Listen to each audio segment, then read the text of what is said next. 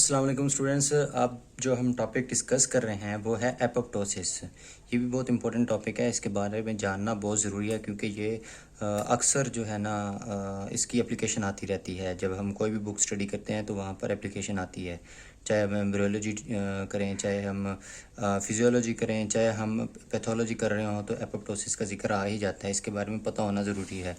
और एपोप्टोसिस है क्या? ये एक प्रोग्राम सेल रहता है, ठीक है। टाइटली रेगुलेटेड सुसाइड प्रोग्राम होता है।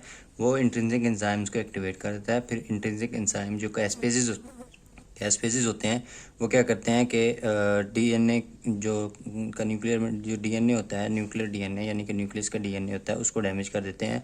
और फिर साइटोप्लाज्म और न्यूक्लियर प्रोटीन्स को भी डैमेज कर देते हैं, ठीक है। और सिर्फ यही नहीं, जो न्यूक्लियर जो स्ट्रक्चरल कंपोनेंट होते हैं उसके मैट्रिक्स को भी ये डैमेज कर देते हैं। फिर क्या होता है कि न्यूक्लियर फ्रैगमेंट्स बनने लग जाते हैं, ठीक है। अच्छा, फिर एपोप्टोटिक बॉडी बनती है। अब नेक्रोसिस में क्या था? नेक्रोसिस में ये था कि जो प्रोटीन जो सेल डैमेज हुआ, ठीक है, सेल की नेक्रोसिस हुई, उसमें क्या होगा कि सेल की इंटेग्रिटी जो है ना, सेल मेम्ब्रेन की इंटेग्रिटी लॉस हो जाती थी, ठीक है, उसमें लॉस हो गई थी। और इसमें क्या होगा, सेल की इंटेग्रिटी लॉस नहीं होगी, ये इंटैक्ट रहेगी, ठीक है। इससे फिर क्या होगा कि ब्लैबिंग्स बनेंगी, और ब्लैबिंग से क्या होगा, फिर एपोप्टोटिक बॉडीज़ बनेगी। एपोप्टोटिक बॉडीज़ में क्या होगा कि न्यूक्लियर और साइटोप्लाज्मिक प्रोटीन ही साइटोप्लाज्मिक जो कंटेंट होता है, न्यूक्लियर और साइटोप्लाज्मिक कंटेंट जो एपोप्टोटिक बॉडी में मौजूद होता है, ठीक है। तो फिर नेक्रोसिस में क्या था कि सेल इंटेग्रिटी लॉस हुई, ठीक है। उसमें क्या हुआ कि एंजाइमेटिक डाइजेशन हुई सेल की, फिर वो एंजाइम्स रिलीज़ हुए, ठीक है, सेल के आउटर स्पेस में। वहाँ पर क्या हुआ कि वहाँ पर होस्ट रिएक्शन हुआ और इन्फ्लेमेशन होगी। यहाँ पर ऐसा नहीं है। एपोप्टोटिक बॉडी जो हैं ये रैपिडली इंगल्फ कर ली जाती हैं। फैगोसाइटोज सेल जो होते हैं वो इंगल्फ कर लेते हैं मैक्रोफेजेस जिस तरह हो गए, जिससे वो फ़ौरन एलिमिनेट हो जाती हैं एपोप्टोटिक बॉडीज़, और ये फिर इन्फ्लेमेशन इंड्यूस नहीं करती। अच्छा, जो एपोप्टोसिस है इसके दो तरह के काजेज़ होते हैं, ठीक है। कह लें कि ये एपोप्टोसिस एक फिजियोलॉजिक और पैथोलॉजिक प्रोसेस है, ठीक है। अच्छा, इसमें क्या है कि फिजियोलॉजिक कंडीशंस में एपोप्टोसिस क्या होती है, कब होती है? एम्ब्रियोजेनेसिस में हो जाती है, ठीक है। एम्ब्रियोजेनेसिस में एपोप्टोसिस होती है। और फिर उसके बाद हार्मोनल विड्रॉल में, ठीक है। हार्मोनल विड्रॉल में क्या कब होती है? जब मतलब कि कोई ऐसा टिश्यू है जो हार्मोन डिपेंडेंट है, उसमें से हम अगर हार्मोन विड्रॉ कर लें, ठीक है, वहाँ पर एपोप्टोसिस हो जाएगी। जिस तरह के ब्रेस्ट फीडिंग जो है, जब ब्रेस्ट फीडिंग हो रही होती है तो तब तो मिल्क प्रोडक्शन ज़्यादा हो रही होती है। मतलब जितना एक माँ बेबी को दूध पिलाएगी, मदर बेबी को दूध पिलाएगी, तो उतना मतलब कि लैक्टेशन ज़्यादा होगी, उतना ही मिल्क प्रोडक्शन ज़्यादा होगी। लेकिन जैसे वीनिंग होगी, वीनिंग मतलब दूध छुड़ा दिया जाएगा बच्चे को, तो क्या होगा कि ब्रेस्ट एट्रोफी हो जाएगी।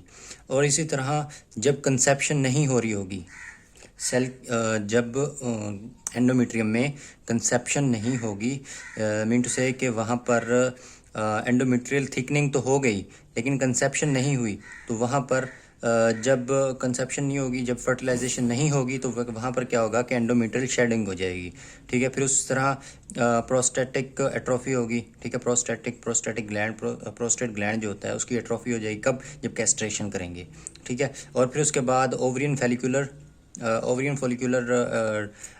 अट्रेसिया हो जाएगा, ठीक है।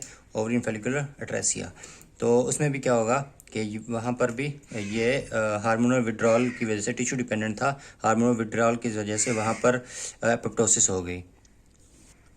फिर कुछ प्रोलिफरेटिंग सेल्स होते हैं, ठीक है, वो सेल लॉस हो जाएं, ठीक है, प्रोलिफरेटिंग सेल्स में सेल लॉस हो जाए बाद तब भी एपोप्टोसिस हो जाती है। जिस तरह के बोन मैरो और थाइमस में टी लिम्फोसाइट्स और बी लिम्फोसाइट्स भी होते हैं। बी लिम्फोसाइट्स मतलब कि जब अपनी मतलब यूज़फुल रिसेप्टर जो होते हैं, एंटीजन रिसेप्टर्स एक्सप्रेस नहीं करते, तो वहाँ पर भी फिर वो क्योंकि इमेच्योर होते हैं और वहाँ पर एपोप्टोसिस फिर ज़रूरी होती है। फिर सेल्फ रिएक्टिव लिम्फोसाइट्स होते हैं।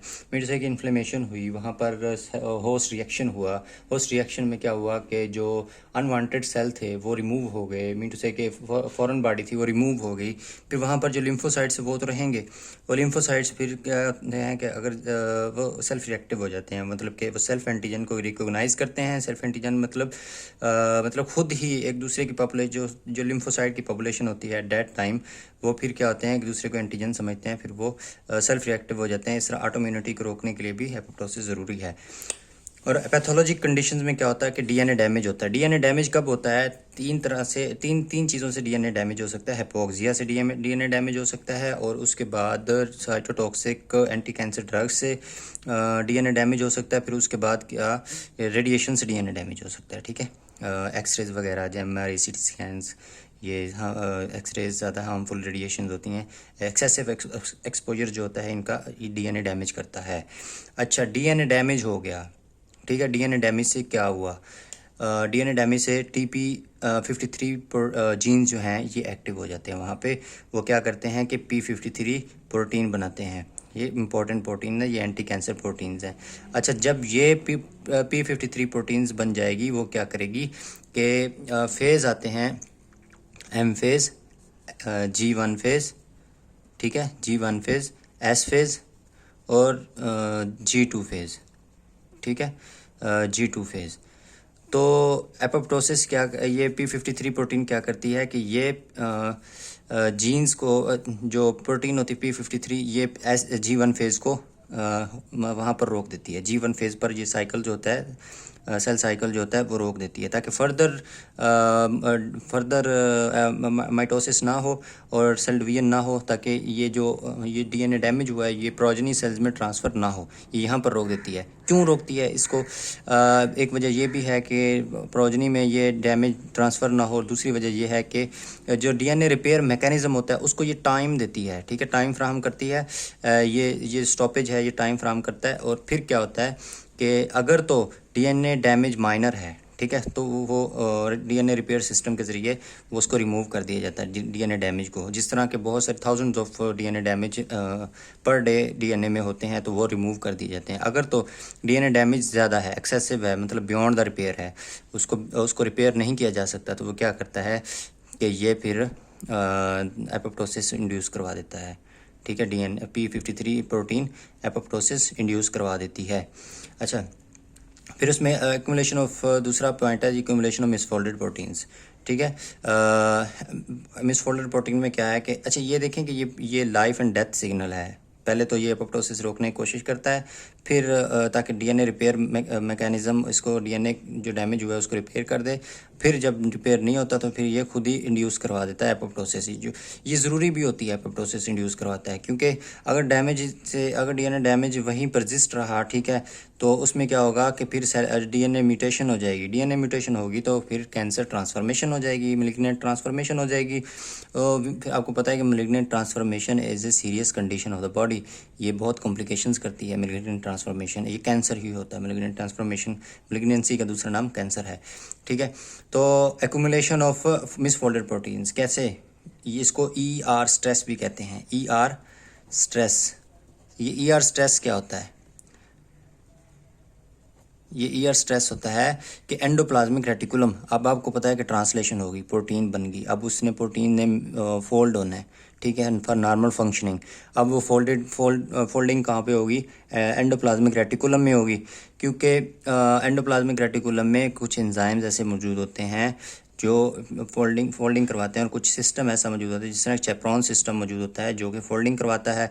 अगर तो मतलब कि जितनी रिक्वायर्ड, एक होता है, एक है रिक्वायर्ड, ठीक है, रिक्वायर्ड जो सेल को चाहिए, और एक है कैपेसिटी, ठीक है, कैपेसिटी, ठीक है। एंडोप्लाज्मिक रेटिकुलम की कैपेसिटी क्या है, ठीक है, एक है रिक्वायर्ड, जितनी मतलब प्रोटीन रिक्वायर्ड होगी ना, ठीक है, नॉर्मली वो प्रोटीन क्या होगी कि वो रिक्वायर्ड प्रोटीन एंडोप्लाज्मिक रेटिकुलम की कैपेसिटी से कोप करेगी, ठीक है। फिर वो एंडोप्लाज्मिक रेटिकुलम की कैपेसिटी क्या होगी, वो उन प्रोटीन्स को फोल्ड कर देगी, ठीक है। अगर तो प्रोटीन ज़्यादा मतलब कि चाहिए, जितनी ज़्यादा रिक्वायरमेंट होगी, ठीक है, उतनी ज़्यादा कैपेसिटी इसको बढ़ानी होगी, ठीक है। अब रिक्वायरमेंट और ज़्यादा होगी, कैपेसिटी उतनी ही है, कैपेसिटी नहीं बढ़ी, अब रिक्वायरमेंट बढ़ती जा रही है, कैपेसिटी उतनी ही है, तो क्या होगी कि मिसफोल्डेड प्रोटीन्स बढ़ जाएंगी, एक्यूमुलेट हो जाएंगी एंडोप्लाज्मिक रेटिकुलम में। तो क्या होगा फिर, चेप्रोन जितने ही थे, मतलब कि जितनी क्वांटिटी चेप्रोन की थी, वो जितनी मिसफोल्डेड प्रोटीन को फोल्ड कर सकते थे, कर रहे थे, अपना काम कर रहे थे। लेकिन जब रिक्वायरमेंट ज़्यादा हो गई तो चेप्रॉन्स भी फिर एक्सेसिव नहीं होंगे वहाँ पे, तो कैपेसिटी उतनी ही रहेगी। तो फिर क्या होगा कि ये जो मिसफोल्डेड प्रोटीन्स होगी वो एक्यूमुलेट होना शुरू हो जाएंगी, कहाँ पर, एंडोप्लाज्मिक रेटिकुलम में। तो फिर ये कुछ यहाँ से भी डिजेनरेटिव डिजीज़ भी यहाँ से पैदा होती हैं, जिस तरह के अल्जीमर डिजीज़ हो गया, ये भी वहाँ पे पैदा होती है। ये नर्वस सिस्टम की डिजेनरेटिव डिजीज़ भी वहीं से इसी एंडोप्लाज्मिक रेटिकुलम के स्ट्रेस से ज़्यादा से पैदा होती हैं। अच्छा, फिर क्या है कि पैथोलॉजिक इन्फेक्शंस में भी, ठीक है, एडिनो वायरस का इन्फेक्शन हो गया, फिर उसके बाद जी HIV का इन्फेक्शन हो गया, फिर कुछ कैंसर्स होते हैं।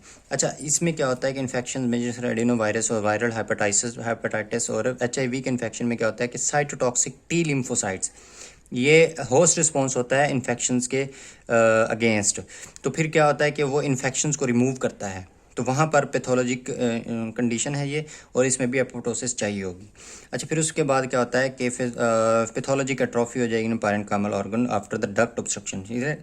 ये कहाँ पे होता है कि ये पैरोटिड ग्लैंड में होता है, ये पेंक्रियाज में होता है, और फिर ये कहाँ पे होता है, किडनी में होता है। अगर हम पेंक्रियाज की बात करें, पेंक्रियाज एक एंजाइम क्रिएट करता है, ठीक है, जिसको ट्रिप्सन एंजाइम कहते हैं, और पेंक्रियाटिक लाइपेज भी। आपको पता है कि पेंक्रियाटिक लाइपेज लिपिड्स को हाइड्रोलाइज करता है, लिपिड्स की ब्रेक डाउन करता है, ठीक है। ये बहुत ही पोटेंट, ठीक है, बहुत ही पावरफुल पेंक्रियाटिक लाइपेज होता है, जो GIT के दूसरे जो पेंक्रियाटिक लाइपेज होते हैं, ठीक है, उससे भी ज़्यादा पोटेंट होता है, जिस तरह के इंटेरिक एंटेरिक लाइपेज, उसके बाद लिंगुअल लाइपेज, ये उससे भी ज़्यादा कहीं पोटेंट होता है पेंक्रियाटिक लाइपेज, ठीक है। अब ट्रिप्सन एंजाइम है, वो काइमोट्रिप्सन्स को एक्टिवेट करता है, ठीक है। एक बार काइमोट्रिप्सन एक्टिवेट हो गए तो फिर वो काइमोट्रिप्सन फिर ट्रिप्सन बन जाएगा, फिर वो ट्रिप्सन फिर आगे काइमोट्रिप्सन को एक्टिवेट करेगा, फिर इस तरह कैस्केड चलता जाएगा, ठीक है, वो एक्टिवेशन होती जाएगी। अब देखें कि ये है फॉर एग्ज़ाम्पल, ये जी पेंक्रियाज, यहाँ पे ऑब्स्ट्रक्शन होगी, कोई स्टोन हो गया, या फिर कोई पेपिली एडिनोमा हो गया, ठीक है। तो यहाँ पर मतलब कोई कैंसर हो गया, यहाँ पर जो पॉलिप्स हैं, मेलिग्नेंट पॉलिप्स वहाँ पे बन गए, तो फिर क्या होगा कि यहाँ से जो लिंगुअल लाइपेज आ रहा था, सॉरी पेंक्रियाटिक लाइपेज, वो यहाँ पर एक्यूमुलेट होगा, और ट्रिप्सन जाके काइमोट्रिप्सन्स वगैरह को एक्टिवेट करते रहेंगे। फिर यहाँ पर फिर इनकी वाल्स को डैमेज करने लग जाएगा, ठीक है। फिर ये वापस चला जाएगा, वापस जाके जो पैरेन्काइमा होता है उसको डैमेज करने लग जाएगा पेंक्रियाज का।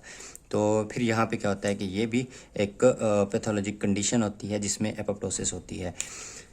तो उसके बाद हम देख लेते हैं जी मॉर्फोलॉजी में क्या है। मॉर्फोलॉजी में सेल श्रिंकेज होती है, जबकि नेक्रोसिस में सेल श्रिंकेज नहीं होती थी, सेल स्वेलिंग होती थी नेक्रोसिस में, ठीक है। यहाँ पर क्या होगा, सेल श्रिंकेज होगी, ठीक है। फिर उसके बाद क्रोमेटिन कंडेंसेशन होगी, ठीक है। क्रोमेटिन सेल का साइज़ में कम हो जाता है, श्रिंकेज होगी, फिर उसके बाद क्रोमेटिन कंडेंसेशन होगी, फिर उसके बाद क्या होता है जी, साइटोप्लाज्मिक ब्लेब्स बनते हैं और एपोप्टोटिक बॉडीज़ बनती हैं, और फैगोसाइटोसिस होता है, जिस तरह के मैक्रोफेजेस वगैरह उसको फैगोसाइटोसिस कर देते हैं। अच्छा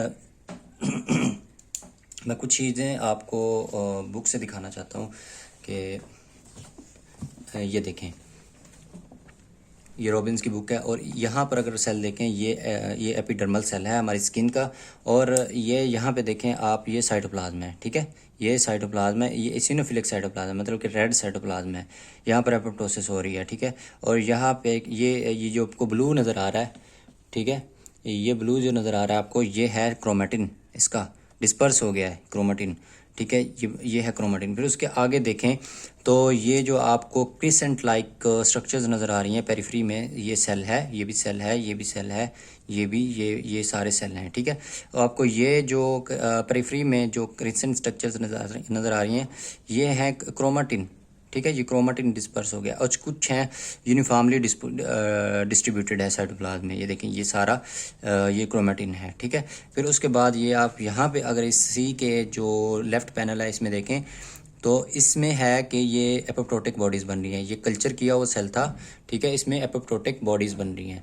अच्छा ये देखिए सारी एपोप्टोटिक बॉडीज़ हैं, ये ठीक है। फिर उसमें इस तरह इधर भी। अच्छा यहाँ पे क्या है, यहाँ पे क्रोमेटिन को जो डीएनए स्टेनिंग से क्रोमेटिन को विजुलाइज किया गया। देखें क्रोमेटिन फ्रेगमेंटेशन हो रही है, ठीक है, क्रोमेटिन फ्रेगमेंटेशन हो रही है। यहाँ पर ये जो रेड नज़र आ रहा है आपको इम्यूनोफ्लोरेसेंस से, इम्यूनोफ्लोरेसेंट टेक्निक से, ये क्या है जी राइट पैनल में ये कैस्पेज जो एक्टिवेशन हुई है, ठीक है, कैस्पेज जो एंजाइम्स हैं वो एक्टिवेशन हुई है उनकी।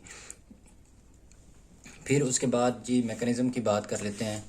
तो मैकेनिज़्म में क्या होता है कि एक इनिशिएशन फेज़ होता है और एक एग्जीक्यूशन फेज़ होता है। इनिशिएशन फेज़ में क्या होता है, अच्छा जो मैकेनिज़्म है, अच्छा इसमें क्या है कि ये कैस्पेज एक्टिवेट मैकेनिज़्म में क्या होता है कि कैस्पेजेस होते हैं जो इंट्रिंसिक एंजाइम्स होते हैं और वो उनकी कैस्केड हो जाती है। कैस्केड कहते हैं एक सीरीज़ शुरू हो जाती है, मतलब कि ऑटो एक्टिवेशन ये कह लें कि या सीरीज़ कह लें, तो वो शुरू हो जाती है। तो एक होता है इनिशिएशन फेज। इनिशिएशन फेज में क्या होता है कि जब कैस्पेज एक्टिवेशन हो जाए तो इसको कहते हैं कि इनिशिएशन फेज़ है। एग्जीक्यूशन फेज़ ये होता है कि कैस्पेज तो एक्टिवेट हो गए, फिर वहाँ पर क्या होता है एग्जीक्यूशन, मतलब एलिमिनेशन ऑफ द सेल, ठीक है, एग्जीक्यूशन फेज़ इसको कहते हैं। अच्छा एक होता है माइटोकॉन्ड्रियल पाथवे और एक होता है डेथ रिसेप्टर पाथवे।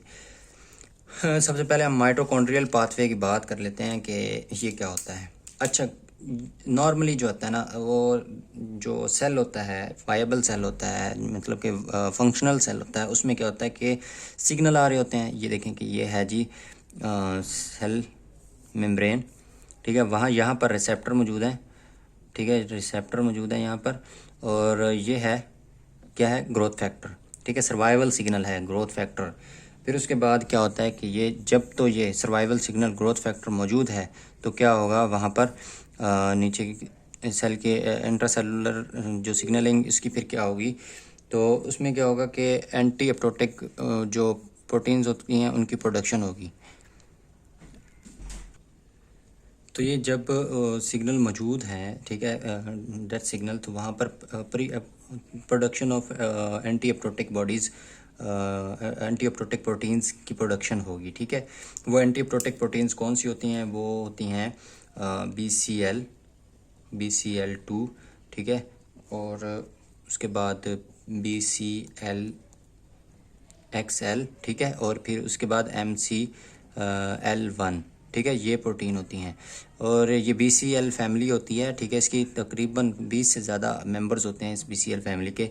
और ये एंटी एप्टोटिक प्रोटीन्स होती हैं, ठीक है, ये इनकी प्रोडक्शन ज़्यादा जब जब मतलब कि डेथ सिग्नल सर्वाइवल सिग्नल है तो इनकी प्रोडक्शन है, तो एपोप्टोसिस नहीं है, ठीक है। फिर क्या होता है कि ये माइटोकॉन्ड्रिया है, ठीक है, माइटोकॉन्ड्रिया की ये मेम्ब्रेन है, इनर माइटोकॉन्ड्रियल मेम्ब्रेन या आउटर माइटोकॉन्ड्रियल मेम्ब्रेन, और ये क्या है जी इंटर माइटोकॉन्ड्रियल स्पेस है, ठीक है, इंटर मेम्ब्रेनस स्पेस है माइटोकॉन्ड्रिया की। यहाँ पर एक प्रोटीन होती है जिसको कहते हैं कि साइटोक्रोम सी प्रोटीन है। साइटोक्रोम सी प्रोटीन जो सेल का जो ऑक्सीडेटिव फास्फोराइलेशन होती है माइटोकॉन्ड्रिया में उसके लिए बहुत ज़रूरी होती है, ठीक है। ऑक्सीडेटिव फेज़ जो होता है उसके लिए बहुत ज़रूरी होती है, वहाँ पर एनर्जी प्रोडक्शन होती है। तो उसके बाद फिर ये क्या होता है कि ये प्रोटीन जो है ये फिर बाहर नहीं आती, मतलब कि साइटोप्लाज्म में ये नहीं आती, ठीक है। सेल के जो माइटोकॉन्ड्रिया की जो इंटरमेम्ब्रेनस स्पेस होती है इसी में ही रहती है। अच्छा BCL कहाँ होती हैं कि ये आउटर माइटोकॉन्ड्रियल मेम्ब्रेन में होती हैं, ये ठीक है, ये BCL और BCLX और MCL1, ठीक है, ये आउटर माइटोकॉन्ड्रियल मेम्ब्रेन में होती हैं, साइटोसोल में होती हैं और ER में भी होती हैं, एंडोप्लाज्मिक रेटिकुलम में भी होती हैं। तो क्या होगा कि सेल सर्वाइव करेगा, इसमें सेल क्या होगा सर्वाइव करेगा, तो मतलब कि साइटोक्रोम की लीकेज नहीं होगी, तो इसमें क्या होगा ये होगा। अच्छा फिर जो दूसरा जब मतलब कि सर्वाइवल सिग्नल नहीं होंगे, डेप्रिवेशन होगी ग्रोथ फैक्टर्स की, तो क्या होगा कि ग्रोथ फैक्टर्स की डेप्रिवेशन होगी। यहाँ पर कोई सिग्नल नहीं है, ठीक है, कोई ग्रोथ सिग्नल नहीं है।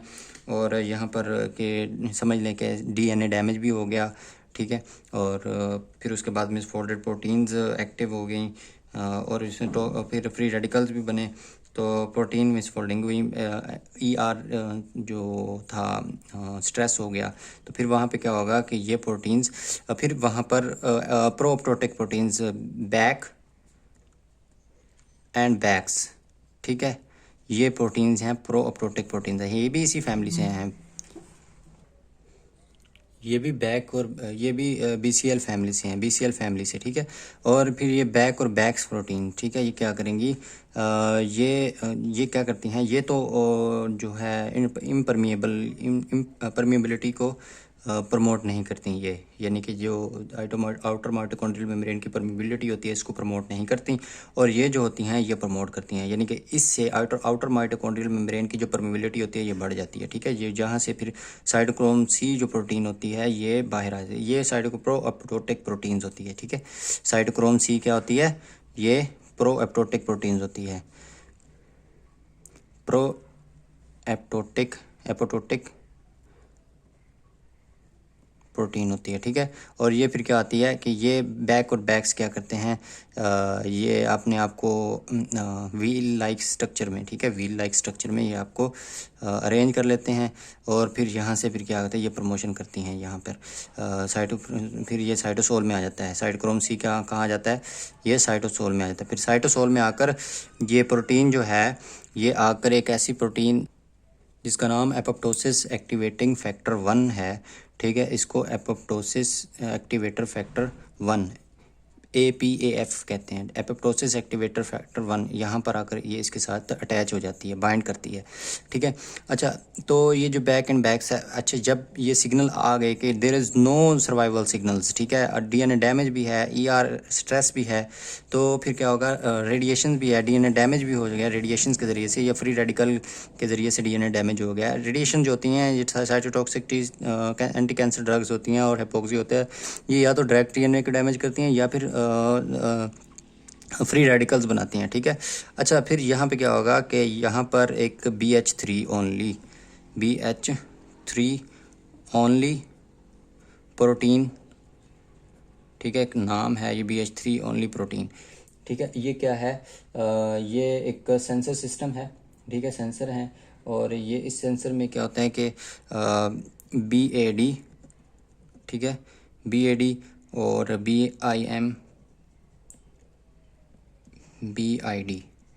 ठीक है, ये प्रोटीन्स होती हैं, ये सेंसर्स मौजूद होते हैं इस मेंबर में भी, जो सेंसर्स होते हैं ना, सेंसर्स, इसमें ये सेंसर्स मौजूद होते हैं।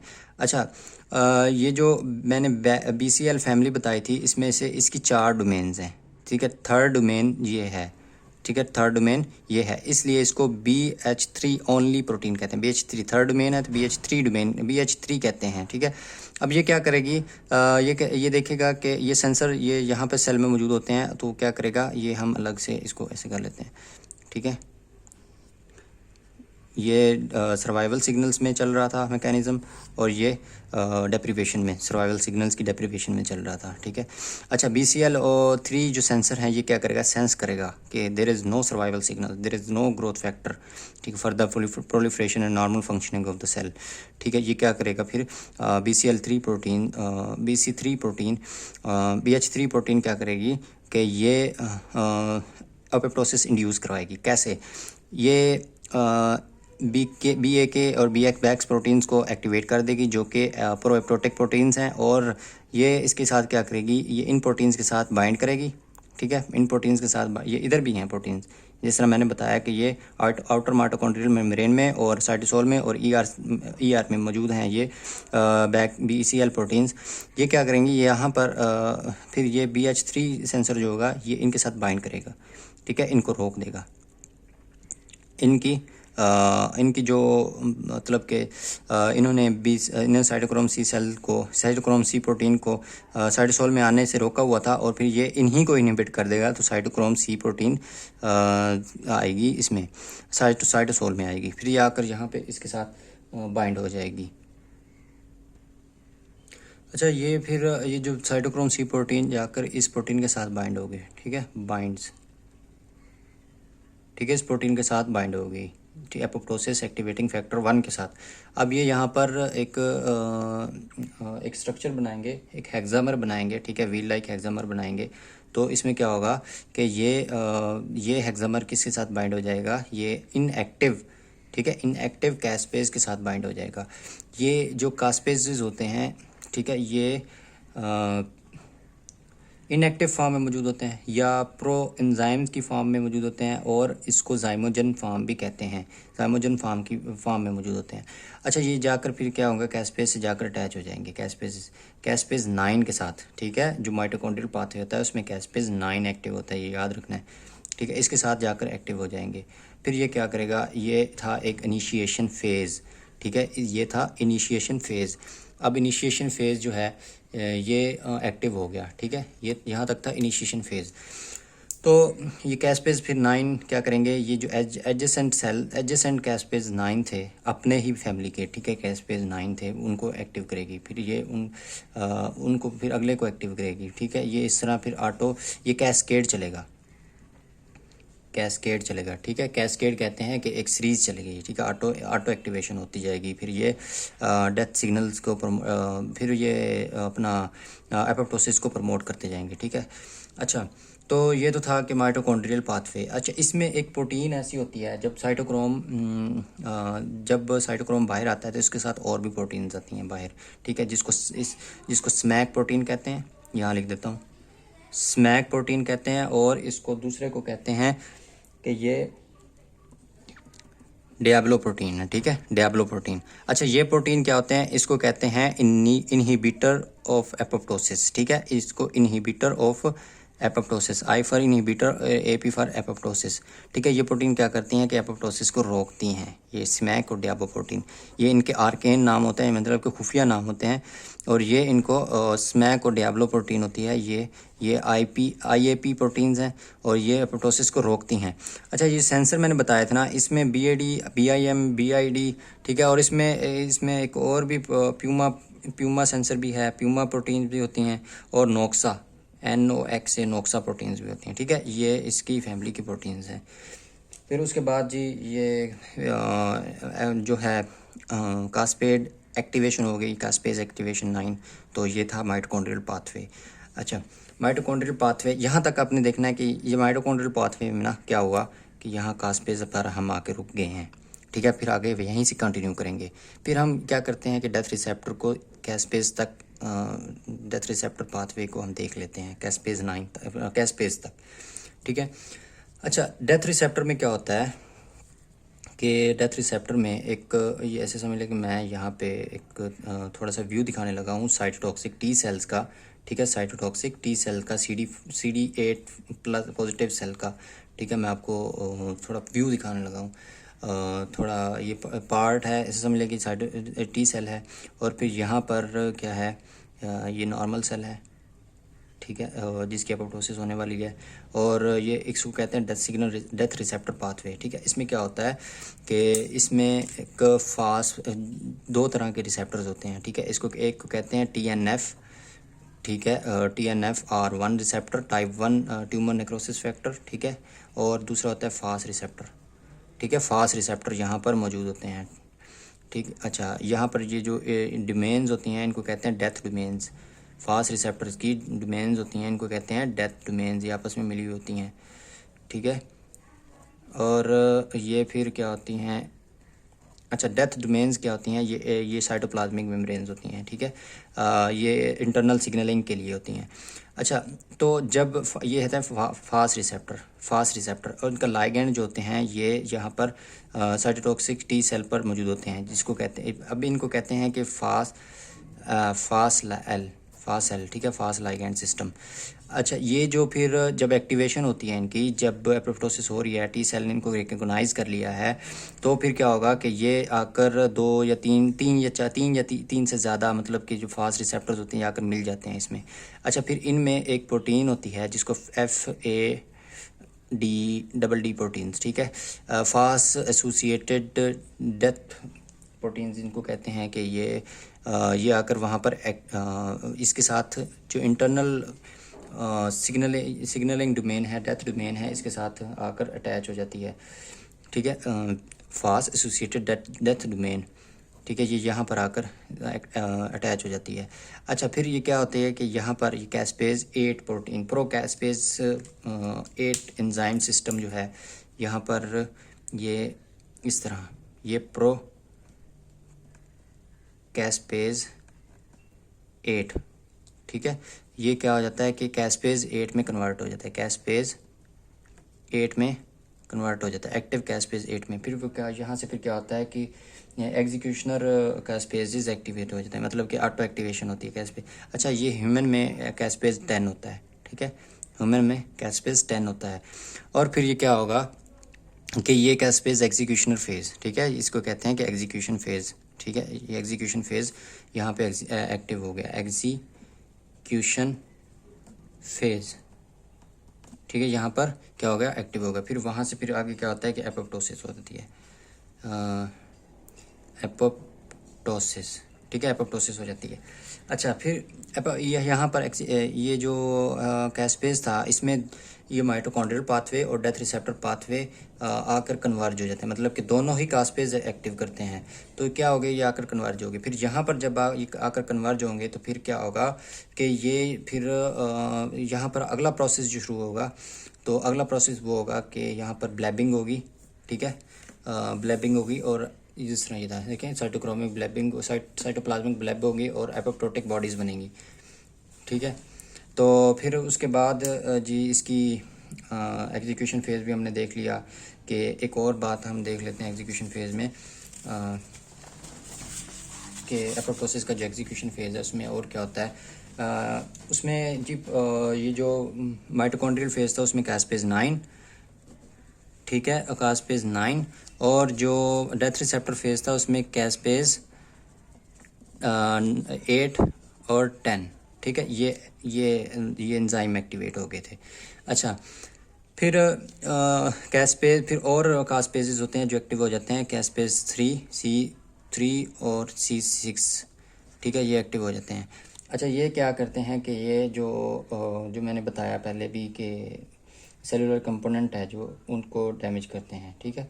और फिर उसके बाद ये जब एक्टिव हो जाते हैं, ये जो एक डीनेज होता है एंजाइम, ठीक है, साइटोप्लाज्मिक डीनेज एंजाइम होता है, साइटोप्लाज्मिक डीनेज एंजाइम इनहिबिटर्स होते हैं, ठीक है। ये क्या करता है, नॉर्मली देख लें कि ये क्या करता है कि ये डीएनए एंजाइम, ये डीएनए को एक्टिव करता है। ये डीएनए एंजाइम, डीनेज एंजाइम होते हैं, डीनेज एंजाइम्स को एक्टिव करता है, ठीक है। फिर ये डीनेज एंजाइम क्या करते हैं, डीएनए डैमेज करते हैं, डीएनए फ्रेगमेंटेशन करते हैं, फ्रेगमेंटेशन करते हैं, ठीक है। अच्छा, ये जो कैस्पेज 3 और 6 होते हैं, ये क्या करते हैं कि ये डीएनएज को इसको इनहिबिट कर देते हैं, ठीक है। नहीं, इसको इनहिबिट नहीं करते, जो इनहिबिटर होते हैं जो इसको इनहिबिट करते हैं, ये उनको इनहिबिट कर देते हैं, ठीक है। अब ये अगर इनहिबिटर्स नहीं होंगे तो इसकी एक्टिविटी ज़्यादा होगी, ठीक है, साइटोप्लाज्मिक डीनेज की, तो डीनेज की एक्टिविटी ज़्यादा होगी, तो डीनेज क्या करेगा, डीएनए फ्रेगमेंटेशन कर देगा। तो ये अभी एपोप्टोसिस का एक मरहला होता है, ठीक है। अच्छा, उसके बाद जो रिमूवल ऑफ डेथ सेल हम देख लेते हैं इसके बाद, ठीक है, रिमूवल ऑफ डेथ सेल। अच्छा, ये जो रिमूवल ऑफ डेथ सेल का प्रोसेस है, जो ये एपोप्टोसिस सेल्स हैं, ठीक है, जो रिमूव होने वाले हैं, जो सेल एपोप्टोसिस के ज़रिए दोनों मैकेनिज़्म, इंट्रिंसिक और एक्सट्रिंसिक, जिस तरह के ये माइटोकॉन्ड्रियल पाथवे, इसको इंट्रिंसिक मैकेनिज़्म भी कहते हैं, और सबसे ज़्यादा यही होता है पाथवे एपोप्टोसिस में। और ये डेथ रिसेप्टर पाथवे, इसको एक्सट्रिंसिक पाथवे भी कहते हैं। अच्छा, अब होता क्या है कि इसमें अब सेल की फ्रेगमेंटेशन हो गई, ब्लबिंग हो गई और एपोप्टोटिक बॉडीज़ बन गई, ठीक है। अब एपोप्टोटिक जो बॉडीज़ बनी हैं ये रैपिडली एलिमिनेट हो जाती हैं, ये इसको इंगल्फ कर दिया जाता है। कौन से सेल्स, इनको मैक्रोफेजेस इंगल्फ करते हैं। अच्छा, अब ये जो एपोप्टोटिक बॉडी है, ऐसे समझिए कि ये एपोप्टोटिक बॉडी है, ठीक है। अच्छा, ये कहाँ से आई, ये सेल था जो एपोप्टोस हो रहा था, ठीक है, ये एपोप्टोस हो रहा था, ये सेल है, ये इससे ब्लबिंग हुई और ये देखें कि ये साइटोप्लाज्मिक ब्लबिंग हुई और ये एपोप्टोटिक बॉडी बन गई। अच्छा, इन एपोप्टोटिक बॉडी पर एक ऐसी प्रोटीन है, ठीक है, ग्लाइकोप्रोटीन है, थ्रोम्बोस्पोंडिन, अच्छा ये देखें कि मैं ऐसे ही बना देता हूँ कि ये थ्रोम्बोस्पोंडिन प्रोटीन है, ठीक है। ये इस पर एक्सप्रेस होती है एपोप्टोटिक बॉडी पर।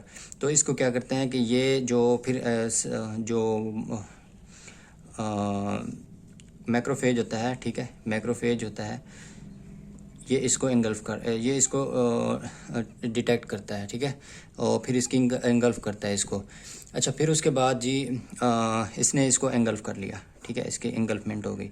अच्छा ये रिमूव हो गए और फिर ये कॉम्प्लीमेंट सिस्टम का, ठीक है, कॉम्प्लीमेंट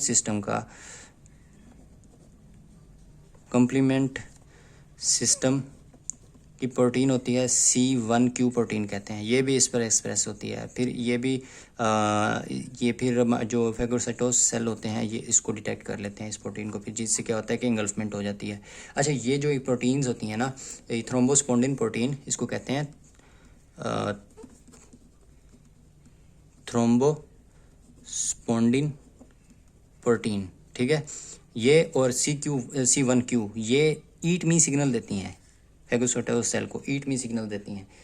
तो इससे क्या होता है कि फिर इंगल्फमेंट ईजी होता है। फिर जितनी ज़्यादा जो मतलब कि एक्सटेंसिव एपोप्टोसिस है ना, उसमें भी इन्फ्लेमेशन नहीं होती, एक्सटेंसिव एपोप्टोसिस में भी इन्फ्लेमेशन नहीं होती। तो बाकी उसके बाद रॉबिन की बुक पर जो एपोप्टोसिस की क्लिनिको-पैथोलॉजिकल रिलेशंस हैं वो भी मैंने बता दी कि डीएनए डेप्रिवेशन फैक्टर क्या होता है, उसमें BCL2 सिस्टम फैमिली सिस्टम क्या होता है, और डीएनए डैमेज कैसे होता है, TP सेल का किरदार क्या है, ये मैंने सारा इसमें बता दिया है। मिसफोल्डिंग प्रोटीन्स कैसे होती हैं, तो ये मैंने सारा इसमें आपको बता दिया है। तो उसके बाद जी अगला टॉपिक जो हम डिस्कस करेंगे वो होगा नेक्रोप्टोसिस। तब तक के लिए इजाज़त दीजिए, अल्लाह हाफिज़। चैनल को लाजमी सब्सक्राइब किया करें और शेयर भी किया करें और लाइक भी किया करें। आप सपोर्ट करें, आपकी सपोर्ट का बहुत बहुत शुक्रिया।